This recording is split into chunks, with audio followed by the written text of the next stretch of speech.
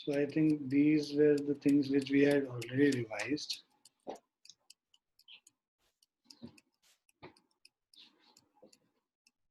Yeah. So we have to start with graphical representation of motion today. So graphs provide a convenient method to present basic information about a variety of events. So note that in drawing graph based on motion, time is always taken along the x-axis, whereas distance or speed is taken along y-axis. तो basically जब भी graphical representation करते हैं तो दो तरीके का graph आप लोग को पढ़ना होगा 9th क्लास में. तो पहला ग्राफ जो आप पढ़ेंगे वो पोजीशन टाइम ग्राफ है, ठीक है. सो पोजीशन टाइम ग्राफ, ठीक है. तो ये पोजीशन टाइम ग्राफ है. और दूसरा ग्राफ जो आप लोग पढ़ेंगे वो है वेलोसिटी टाइम ग्राफ, ठीक है. So the second graph which will study is velocity time graph. अब पोजीशन टाइम ग्राफ को हम लोग एक्सटी ग्राफ भी कहते हैं, ठीक है. और वेलोसिटी टाइम ग्राफ को वीटी ग्राफ भी कहते हैं. सो इसको हम लोग वीटी ग्राफ भी बोलेंगे. अब जो पोजीशन टाइम ग्राफ है, राइट, और वेलोसिटी टाइम ग्राफ, उसमें टाइम जो है हमेशा एक्स एक्सिस पे. यही चीज बता रहा है कि time is always taken along x axis, whereas the distance और स्पीड, तो टाइम हो गया हमारा एक्स एक्सिस पे. और अगर ये एक्सटी ग्राफ है तो डिस्टेंस टाइम ग्राफ में डिस्टेंस वाई एक्सिस पे होगा. और अगर वेलोसिटी टाइम ग्राफ बनाते हैं तो ये टाइम हो गया हमारा एक्स एक्सिस पे और वेलोसिटी हमारा हो गया वाई एक्सिस पे. तो ये बेसिकली वीटी ग्राफ हो गया हमारा, ठीक है. तो वेलोसिटी टाइम ग्राफ है और ये डिस्टेंस टाइम ग्राफ है. ये दो चीज हम लोग बना रहे.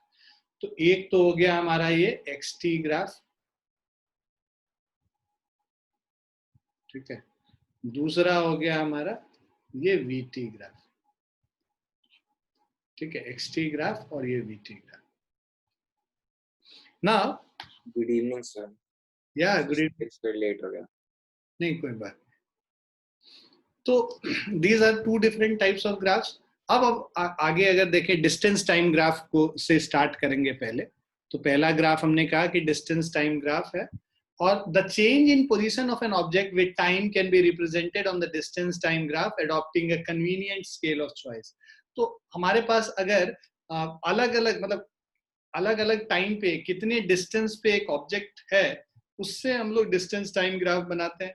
तो हम लोग याद है मैथमेटिक्स में हम लोग linear equation in two variable वाला जो चैप्टर करते हैं, उसमें हम लोगों ने क्या किया था कि भाई अगर हमें टाइम डिफरेंट टाइम पे डिफरेंट पोजीशंस पता है, मतलब एक्स और वाई जैसे था, यहाँ पे टी और एक्स लेंगे, राइट. एक्स जो है डिस्टेंस बता रहा होगा और टी जो है टाइम बता रहा होगा.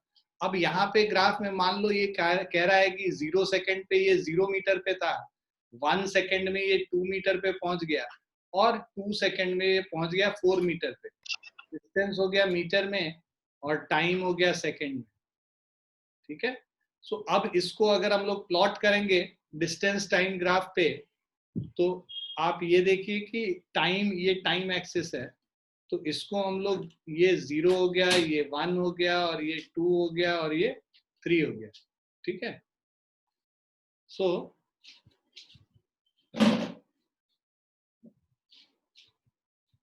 ये पोजीशन हम लोग को बताना है. ये 0 पे हो गया, ये 2 पे हो गया और ये 4 पे हो गया, ठीक है.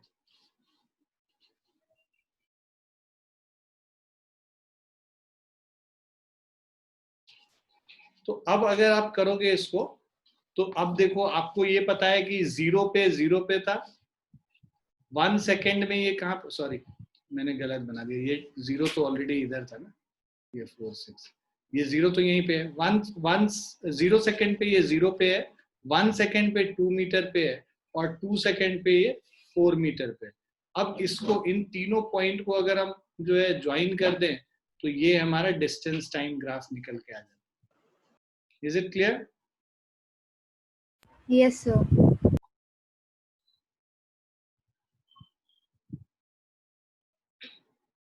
तो आपको समझ में आया कैसे प्लॉट करते हैं हम लोग distance time graph?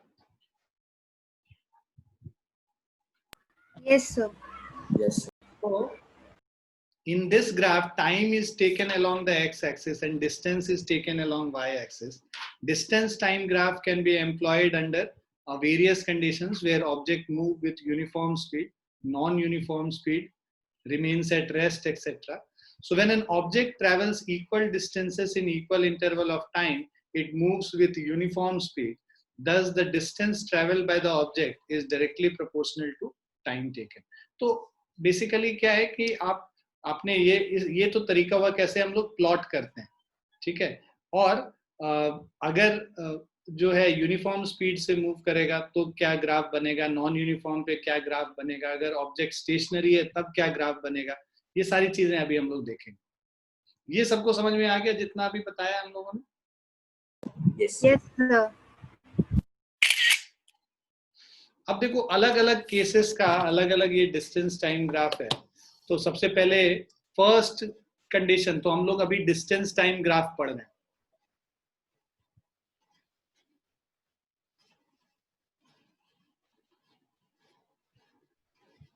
So distance time graph, पहला, when the object is at rest, this is the first case. When the object is at rest का मतलब कि टाइम बढ़ता जाएगा बट ऑब्जेक्ट का पोजीशन चेंज नहीं करेगा, पोजीशन फिक्स्ड रहेगा. So what graph you will get? The graph will be parallel to the time axis. This graph will be parallel to the time axis. Okay?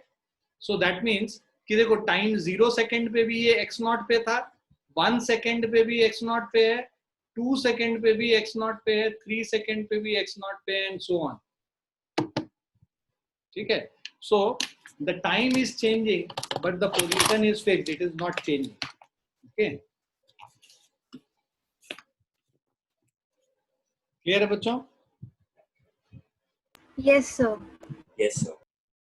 So यही same चीज अगर numeric ऐसे तुम देखना है, मान लो हमने टाइम एक्सिस पे और ये डिस्टेंस है और ये टाइम है, तो टाइम में ये 0 सेकेंड पे, मान लो 1 सेकेंड पे, 2 सेकेंड पे, 3 सेकेंड पे, और ये 1 मीटर है, 2 मीटर है और लेट्स से 3 मीटर है.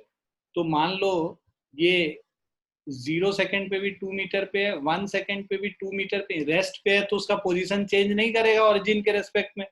2 सेकेंड पे भी ये 2 मीटर पे है, 3 सेकेंड पे भी 2 मीटर है, इन सबको ज्वाइन कर देंगे तो हमें क्या मिलेगा? We will get a graph which is parallel to the time axis. So such a graph which is parallel to time axis represent an object at rest. Is it clear? Yes, sir. Yes, sir. Yes, sir. Now the second one, the distance time graph of a body moving at uniform speed. तो uniform speed से move करने वाले का graph जो distance time graph होता है वो हमेशा एक स्ट्रेट लाइन होता है. So distance time graph of a body moving with uniform speed is always a straight line. So this is that graph. If at time t is equal to 0 the object is at 0, तब तो ऐसा होगा. Otherwise आपका ये भी graph कैसा भी बन सकता है, ऐसा भी बन सकता है ना, कुछ ऐसा भी बन सकता है, कैसा भी ग्राफ बन सकता है, right? So it should be, the only condition is that for uniform speed it should be a straight line. Is it clear बच्चों? Yes, Yes, sir. sir. अब नॉन यूनिफॉर्म स्पीड, अगर स्ट्रेट लाइन नहीं बन रहा है, non uniform speed होगा, तो उस केस में ये कर्व होएगा. तो अगर डिस्टेंस टाइम ग्राफ एक कर्व है, it is not a straight line, then that means it represents a non-uniform speed, object moving with non-uniform speed. Is it clear? Yes, sir.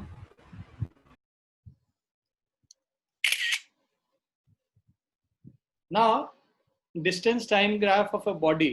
अब इसका एप्लीकेशन क्या है, हम ग्राफ की मदद से क्या क्या कर सकते हैं? डिस्टेंस टाइम ग्राफ के हेल्प से हम लोग वेलोसिटी निकाल सकते हैं, किसी स्पीड निकाल सकते हैं किसी भी ऑब्जेक्ट का. स्पीड निकालने का तरीका क्या है? The slope of the distance time graph gives us the speed of the object. So the slope of distance time graph xt graph is the velocity of the object, right?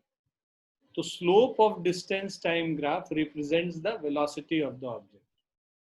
Is it clear? अब slope क्या होता है ना? slope का मतलब होता है कि कितना steep वो ग्राफ है. मान लो दो ग्राफ को कंपेयर कर रहे हैं, तो एक ये ग्राफ है, दूसरा ये ग्राफ है ना. ये ऑब्जेक्ट ए है, दूसरा ऑब्जेक्ट बी है. ये टाइम हो गया और ये लेट्स से डिस्टेंस हो गया, राइट? अब डिस्टेंस टाइम ग्राफ में ये देखो, this is more steep.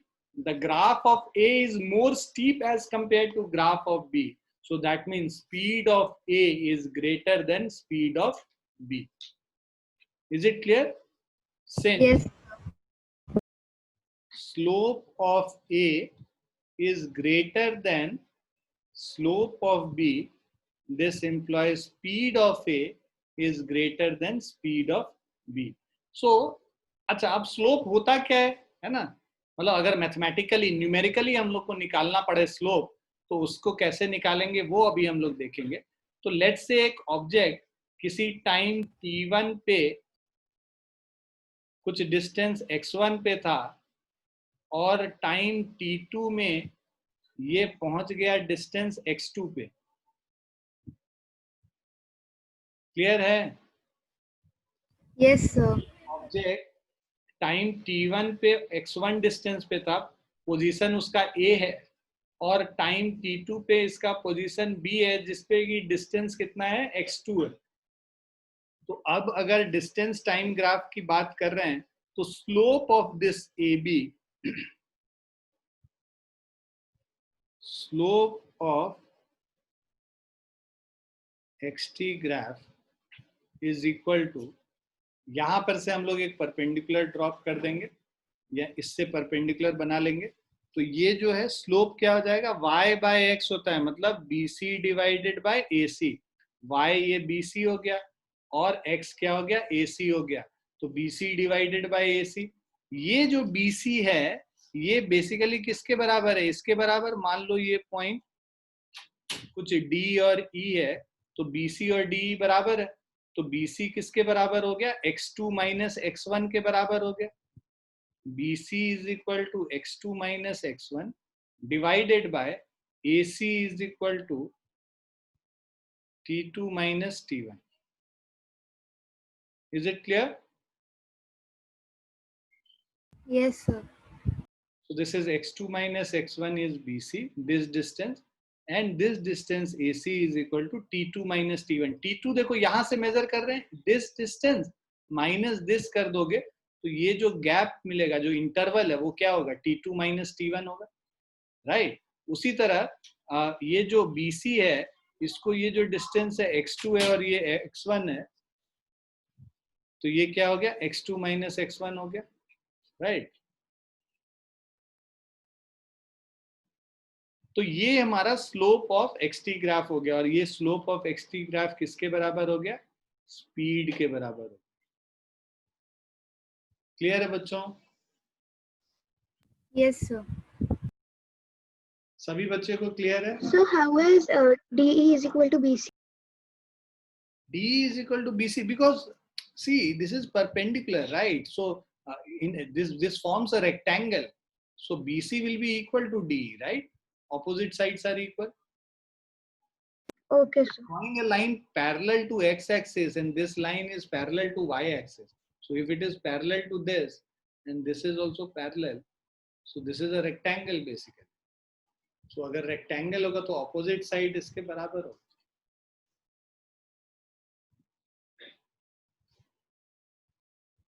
Clear है? Yes, sir. Yes. यहां से देखोगे तो समझ में आएगा. देखो ये इस वाले फिगर में ये BC है, तुमने एक लाइन हॉरिजॉन्टल लाइन बना लिया यहाँ से, और इधर से भी हॉरिजॉन्टल लाइन बना लिया, तो जिस पॉइंट पे आया ये, यही तो DE है. This is D and this is E. So BC और DE इक्वल होगा ना, ये और ये तो बराबर ही होंगे, नहीं? Alia, you understood? Yes, sir. सबको आ गया समझ? Yes, sir. Yes, sir.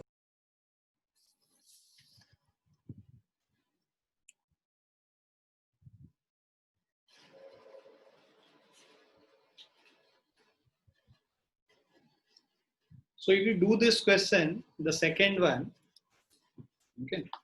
So the question says in figure 2.26 shows the displacement time graph for the motion of two boys A and B. There is a boy A and another boy is B. So displacement time graph of two boys दे रखा है. Along the straight line in same direction. Answer the following. When did B start after A? तो अब देखो B कब शुरू किया ये निकालना है. तो देखो A तो इसी समय शुरू कर गया, मतलब 0 आवर पे ही शुरू हो गया. और B कब शुरू हुआ, उसके कितने घंटे बाद शुरू हुआ ये बताओ. When did B start? 2 hours after the start of A. So B started. When did B start after A? 2 hours after A. Clear है बच्चों? अब आपसे कह रहा है how far away was A from B when B started. तो जब B start किया होगा उस टाइम पे 2 hours में A कहाँ पे पहुंच गया है. तो ये 2 hours पे आप यहाँ देखोगे कि A वाला जो ग्राफ है वो कहाँ पे इसको कट कर रहा है. वहां से हम लोग लाइन एक देखेंगे. तो बेसिकली 2 hours में A यहाँ पहुंच गया. तो डिस्टेंस कितना हुआ, डिस्टेंस निकालने के लिए इसके 10 मीटर हो गया, 10 kilometer, sorry. So how far away was A from B when B started? A was 10 kilometer away when B started. Which of the two has greater velocity? तो जिसका स्लोप ज्यादा उसका वेलोसिटी ज्यादा. स्लोप किसका ज्यादा है, B का slope ज्यादा है, it is more steeper. So which of the two has greater velocity? B has greater velocity. Then we have fourth one. When and where did B overtake A? तो B ने A को कहाँ overtake किया, इस position पे. तो when निकालना होगा तो यहाँ पे परपेंडिकुलर ड्रॉप करेंगे 4 आवर्स पे, 4 आवर्स के बाद. और where 20 kilometer from the start. So when and where did B overtake A? So 4 hours after start and 20 kilometer after start. Clear है बच्चों? So how did you do the last part? See, this is the path of A, path, the distance time graph of A. This is distance time graph of B. So the point where these two graphs meet each other, that at that point B is overtaking A. भाई A जो है 20 kilometre पहुंचा 4 hours में, और B जो है 20 kilometre कितने hours में पहुंच गया, इतने 2 घंटे में ही पहुंच गया. तो मतलब कि स्टार्ट से 4 घंटे के बाद B ने A को ओवरटेक किया. जितना डिस्टेंस, दोनों डिस्टेंस सेम जब ट्रेवल करेगा तभी तो ओवरटेक करेगा ना. A पहले चल चुका है, A has started first, B पीछे से गाड़ी से 2 घंटे बाद शुरू हुआ, 2 घंटे बाद हुआ. बट वो 20 किलोमीटर जब पहुंचेगा उसी समय A भी 20 किलोमीटर पे पहुंचा था और B भी पहुंच गया 20 किलोमीटर. तो इसका मतलब क्या हुआ, इस टाइम पे B और A दोनों सेम पोजीशन पे है. तो that is the time when B is going to overtake A. Is it clear? Yes, sir.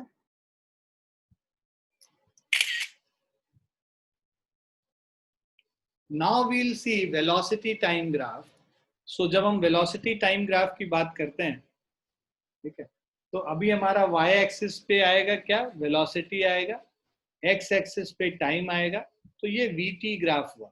अब vt ग्राफ में भी हम लोग अलग अलग केसेस लेंगे. पहला case velocity time graph of an object at rest.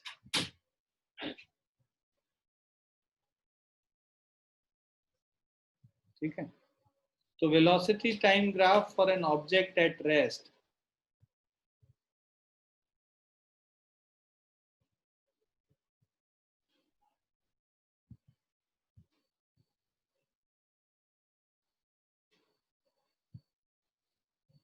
या फिर velocity time graph VT graph for an object moving with uniform motion.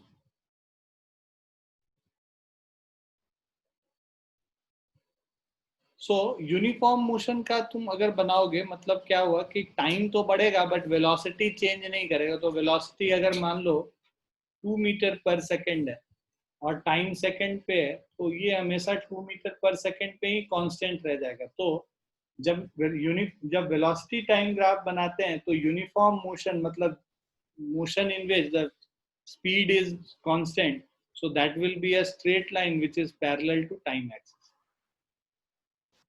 Is it clear? Yes, sir. So for this VT graph, you will get a straight line which is parallel to the time axis. So it's the same case as in the XT graph. So there the object was at rest, right? And here the object is moving with uniform velocity, uniform speed. Okay, sir. ठीक है. At rest में यहाँ पे इसी line पे रह जाएगा, यहीं पे रह जाएगा, मतलब velocity 0 है. ठीक है.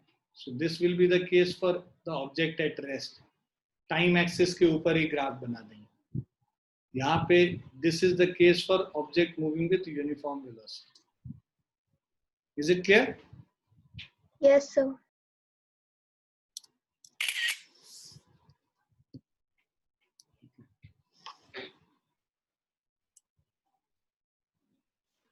Now, second is what is the application of a velocity time graph? So यहाँ पे भी दो तीन चीज है. बेसिकली ये तो हमने बनाया जब ऑब्जेक्ट एक यूनिफॉर्म मोशन से मूव कर रहा है. अब अगर if the object is moving with uniform acceleration,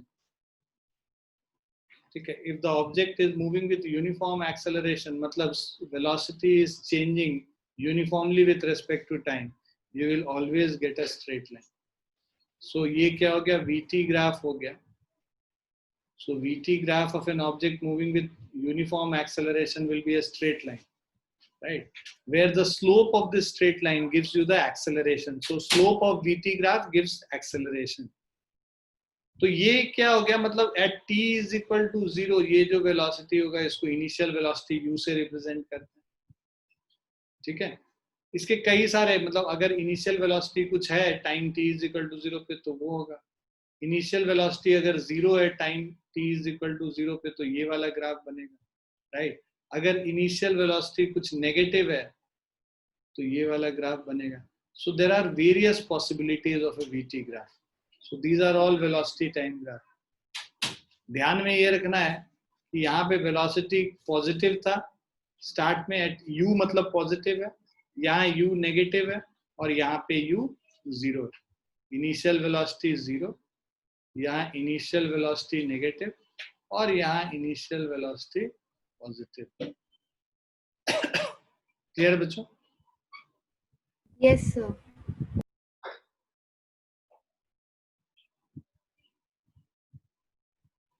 So जो आपने सेकंड ग्राफ बनाया है उसमें वेलोसिटी कितनी है? ये no sir, second. Initial velocity 0 है, ओके सर. यहाँ इनिशियल वेलोसिटी नेगेटिव है और यहाँ initial velocity positive.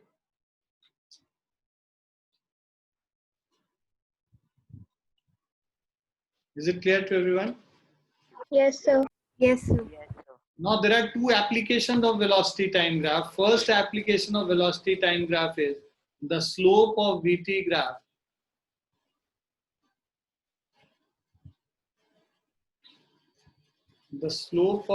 graph is represents acceleration.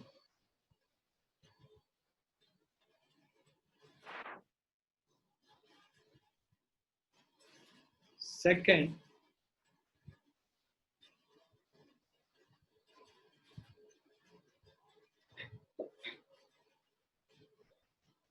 so area under the VT graph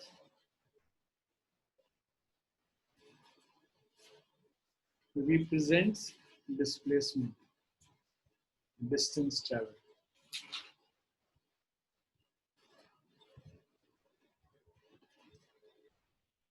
Is it clear? Yes, sir. So यहाँ पे जो वेलोसिटी टाइम ग्राफ है, uniform velocity का केस है, तो यहाँ पे ये जो एरिया होगा, area of this rectangle, this area of the rectangle represents the distance traveled. Clear बच्चों? Yes, sir.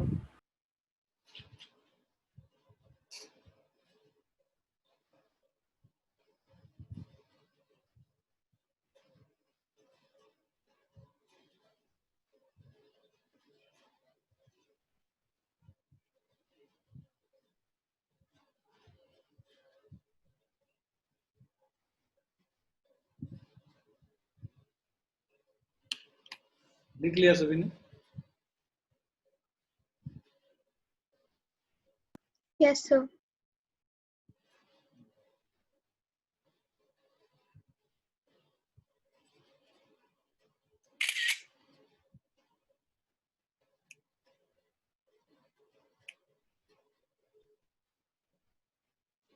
So this we have already done when velocity changes at uniform rate, मतलब uniform acceleration वाले case में. So this is the velocity time graph for uniform acceleration वाला thing. So slope of VT graph, that means if I say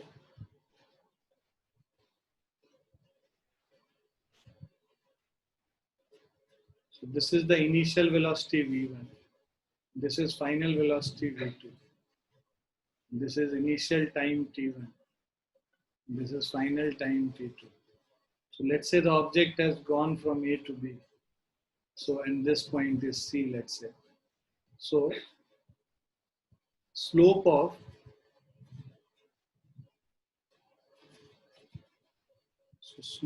VT graph is equal to BC upon AC. So BC upon AC, BC किसके बराबर हो जाएगा? This is equal to, slope हमेशा क्या होता है? Y by x होता है. तो y मतलब ये जो y एक्सिस के along जो डिस्टेंस है, this is V2 minus V1, और ये जो डिस्टेंस AC है, this is T2 minus T1. So ये हमारा हो जाएगा V2 minus V1 divided by T2 minus T1. ठीक है? तो slope of velocity time graph ये हो गया. This is represented by the acceleration a.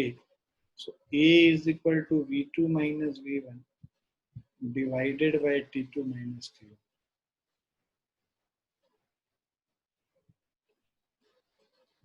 Clear है बच्चों? Yes, sir. Yes, sir. Acceleration is change in velocity by time taken. उसी से आता है. आ गया सबको समझ? एंड सिमिलरली जो डिस्टेंस ट्रेवल्ड है उसमें हम लोग क्या करेंगे? एरिया निकालेंगे. So the area under the VT graph gives us the distance traveled. So area under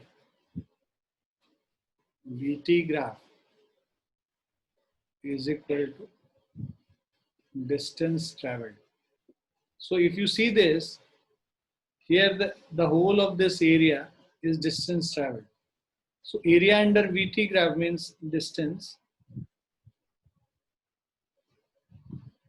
So this will be area of trapezium. So this whole figure is a trapezium, right? So area of trapezium VAEC. So this is the distance traveled. So area of trapezium या तो तुम निकाल लो, तो ये क्या हो जाएगा? Half into sum of parallel sides. So half into sum of parallel sides into height h. So this is half into sum of parallel sides. So ये AB plus EC into height मतलब this is height AD या BC कर ले. ये जो ये है, this is the height, distance between the two parallel sides, height होता है पैरेलल ये ट्रेपीजियम का। So this is half A B plus E C into A D कर देंगे, तो इससे हम लोग को हाइट निकल जाएगी। क्लियर है बच्चों? Yes, sir.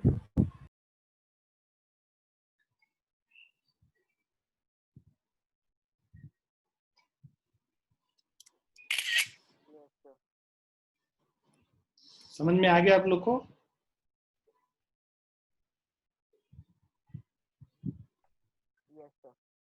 Yes, sir. अब देखिए ये जो है यूनिफॉर्म रिटार्डेशन अगर हम लोग को शो करना है,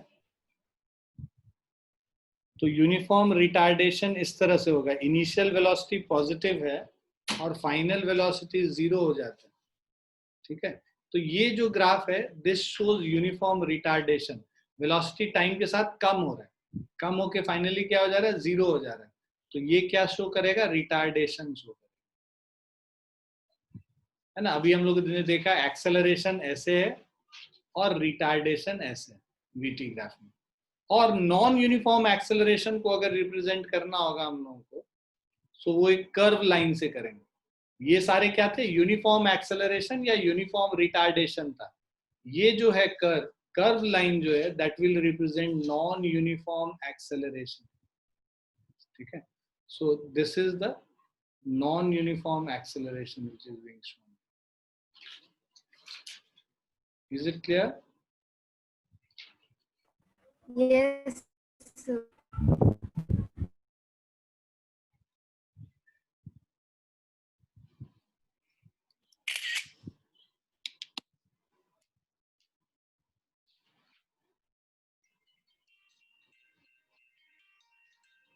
Just a second.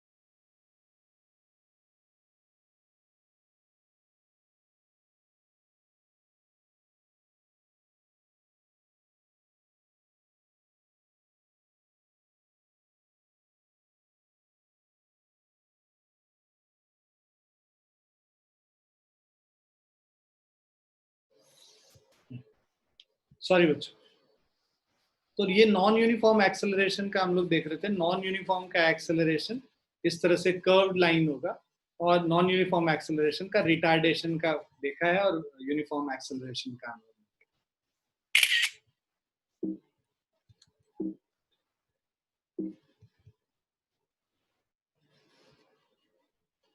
So here it shows, और ये देखो सारा अगर हम लोग देखें तो ये वेलोसिटी टाइम ग्राफ, अगर यूनिफॉर्म मोशन में कोई ऑब्जेक्ट मूव कर रहा है, राइट, यूनिफॉर्म एक्सेलरेशन से कोई ऑब्जेक्ट मूव कर रहा है, तो velocity time graph green colour के लाइन से होगा। एक्सेलरेशन टाइम ग्राफ जो है ये पर्पल कलर की लाइन से है, और ये जो डिस्टेंस टाइम ग्राफ है एक्सेलरेटेड मोशन का, ये हमारा ये जो कर्व्ड लाइन है ये दिखा रहा है। तो बेसिकली ये accelerated motion, uniform acceleration, so this graph is depicting uniform acceleration. So in uniform acceleration, the distance time graph will be like this, velocity time graph will be a straight line, and acceleration time graph, because acceleration is constant, that will remain straight parallel to time axis. So this is basically acceleration time graph, this is basically velocity time graph, and this is basically position time graph. Clear है बच्चों? Yes, sir.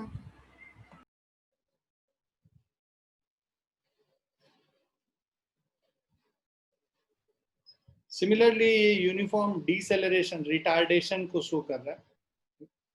सो ये distance time graph है, तो uniform retardation को show कर रहा है। So this graph is for uniform retardation. This represent distance time graph, this represents velocity time graph, and this represents acceleration time graph. तो acceleration देखो क्या दिया हुआ, -2 मीटर पर सेकेंड स्क्वायर, है ना। तो ये नेगेटिव एक्सेलरेशन है, मतलब रिटार्डेशन रहती है।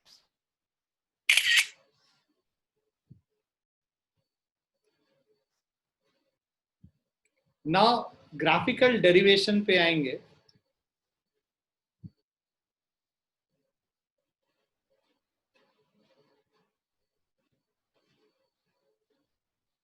Graphical derivation of equation of motion.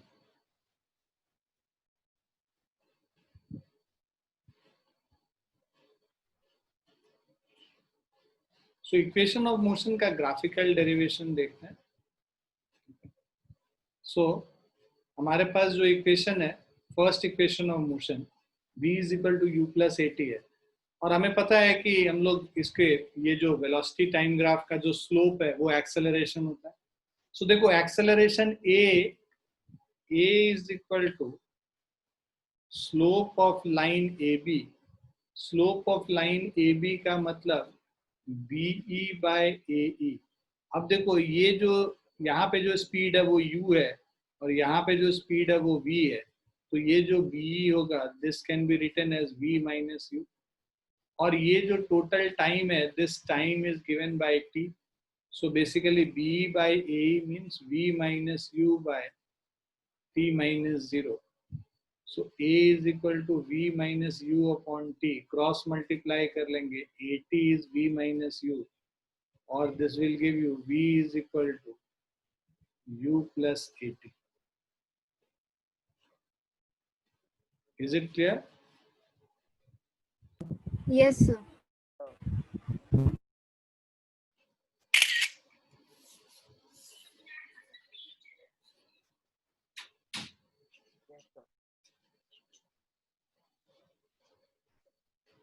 समझ में आ गया सबको? अब हम लोग नेक्स्ट पे चलते हैं, सेकेंड इक्वेशन ऑफ मोशन, जिसको ग्राफिकल डेरिवेशन हम लोग कर रहे हैं सेकेंड इक्वेशन ऑफ मोशन का। तो सेकेंड इक्वेशन ऑफ मोशन हमारा होता है s is equal to ut plus half at square, है ना। और ये ध्यान रखना कि कैसे प्रोसीड करेंगे, उसको ध्यान में रखने के लिए अगर तुम देखो तो ut और हाफ at स्क्वायर दो पार्ट में है। ये ut एक पार्ट हो गया और हाफ at स्क्वायर एक पार्ट हो गया। डिस्टेंस निकालते कैसे हैं, area under this velocity time graph. तो area under velocity time graph is this whole thing, right. इसको हम लोग क्या करेंगे, दो पार्ट में ब्रेक कर लेंगे, क्योंकि यहाँ जो डेरिवेशन जो सेकेंड इक्वेशन ऑफ मोशन वो दो पार्ट में है, तो हम लोग इसको भी दो पार्ट में डिवाइड कर लेते हैं। सो एक पार्ट हो जाता है रेक्टेंगल, और जो दूसरा पार्ट है वो हमारा हो जाएगा triangle. So first part we'll consider this one, the rectangle, right? So what we'll do is we'll calculate the area of this rectangle, right? So and then the triangle. So distance traveled is equal to area under VT graph. So this is area of OABD, है ना। पूरा जो trapezium है उसका area निकालना है, OABD। So this is area of rectangle OAED plus area of triangle ABE। So OAED जो rectangle है उसका एरिया हाफ इंटू, देखो ये जो साइड है OD इंटू OA लिख सकते हैं, plus half into base, base है ए और हाइट है बी। सो ओडी हमारा टाइम टी है और ओए यू है, तो ये बेसिकली सॉरी रेक्टेंगल है तो ओडी इंटू ओए ही होगा, हाफ नहीं होगा वहां। OD is basically t and OA is u, तो ये हो गया u t plus half a, ठीक है, ए हमारा टी है और b is equal to v minus u. ये जो b है this is actually equal to v minus u this distance, right. अब v माइनस यू को हम लोग, इस पूरे v माइनस यू को हम लोग क्या लिख सकते हैं, at के बराबर लिख सकते हैं। So this is equal to ut plus half into t into at। तुम लिख लेना since v is equal to u plus at, we can write v minus u is equal to at। तो इसको रिप्लेस कर दिया तो s is equal to क्या हो गया हमारा ut plus half at square.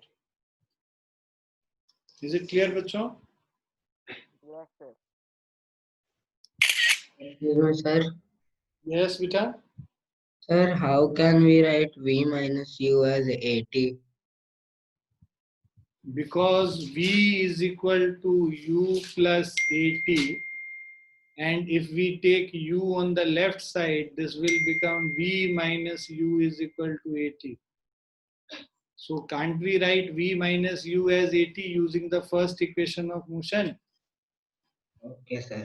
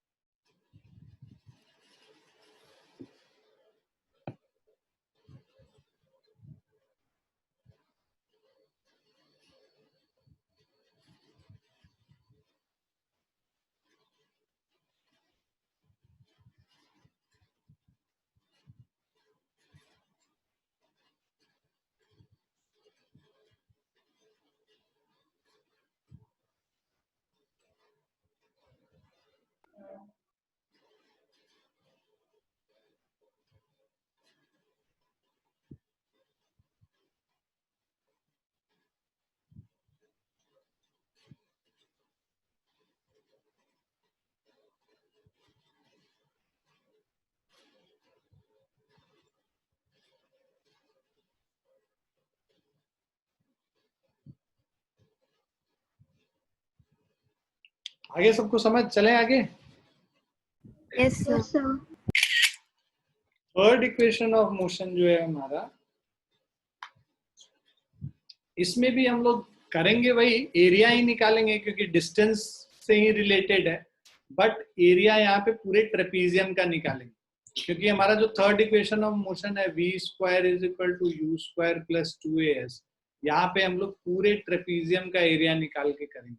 So distance s is equal to half into sum of parallel sides, मतलब OA plus BD into height, that is OD. So this is one side, this is another parallel side, and this is the height. So we'll write it as half into OA. OA is U, BD is V, and OD is T. अब यहाँ पे फिर से हमें पता है V is equal to U plus AT है, तो V minus U AT के बराबर हो गया और V minus U by A is equal to T हो गया। इस चीज को हम लोग यहाँ पे रिप्लेस कर लेते हैं T। So if we replace T by V minus U by A, we get half of V plus U into V minus U upon A. So this will be V plus U into V minus U is V square minus U square divided by 2A is equal to S. So this will give us V square. So 2as is v square minus u square, or v square is equal to u square plus 2as. Clear है बच्चों? Yes, sir.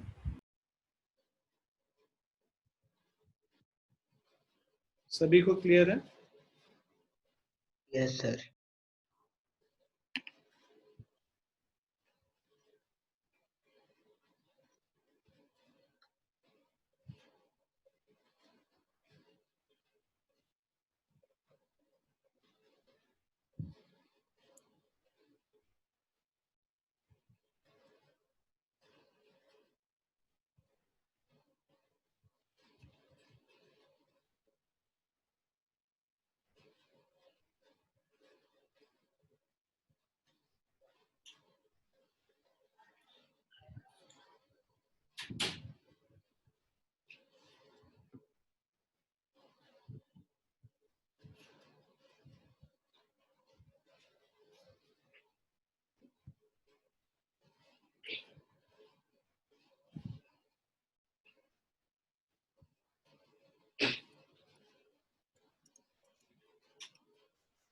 So basically this is the whole chapter all about.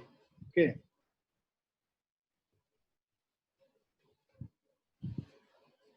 You can do this question, एक graph का एक और question.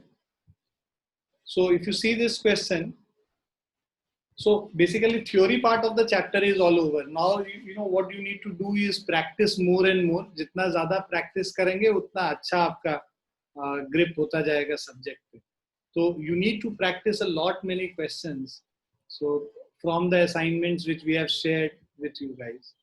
And जितना practice करेंगे उतना better होगा. So please do practice a lot. And whatever doubt you have or whatever question you are not able to solve, please get back to us. Okay? तो पूछिए मेरे से जिससे कि मैं जवाब दे पाऊँ आपके doubts. Now इस question को yes बेटा. So did you send me the questions? No, I have not sent it. I will send it today.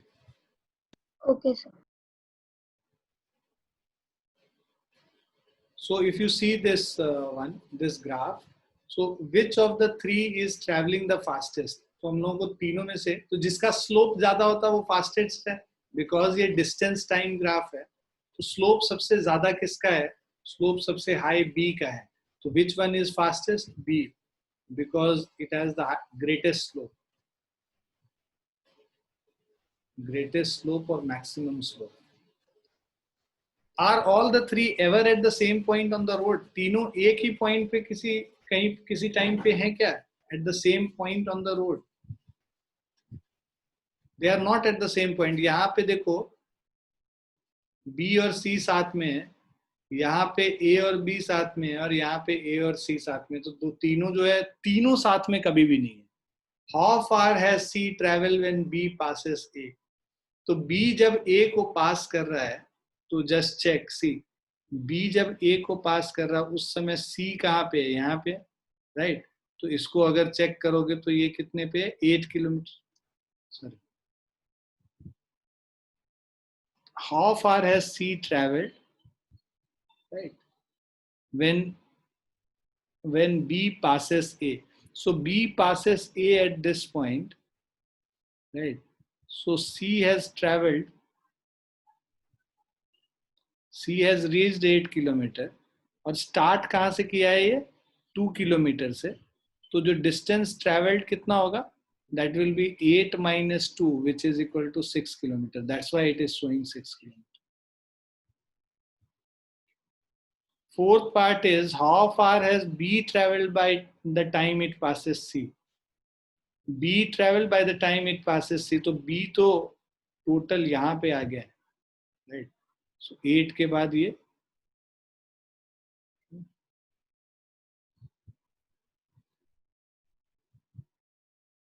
so how far has B traveled by the time it passes C? So B passes C. Okay, sorry. B passes C here. So this distance is basically 5.5.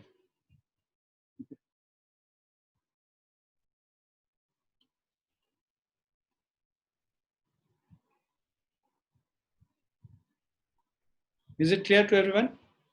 Yes. sir.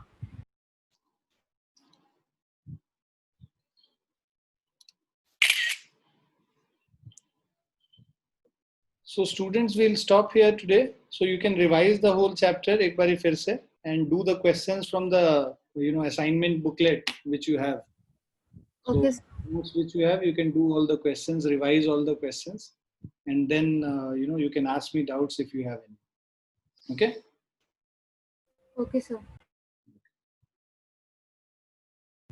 Thank you, sir.